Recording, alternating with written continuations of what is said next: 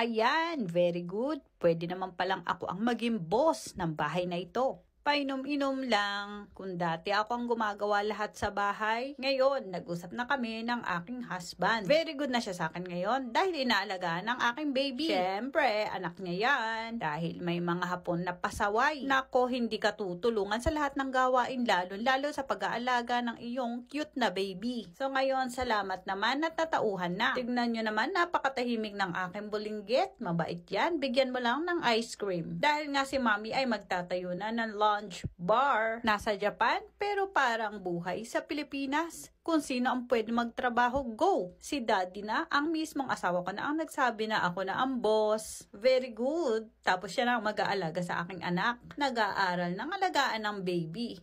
Very good sa akin yan. Hindi lahat ng asawang housewife ay gagawin na tagapaglinis ng bahay, tagapag-alaga ng bata. Kung kaya ka namang tulungan ng iyong asawa, ay bakit hindi pwedeng baligtad? Kaya ako ngayon ng boss.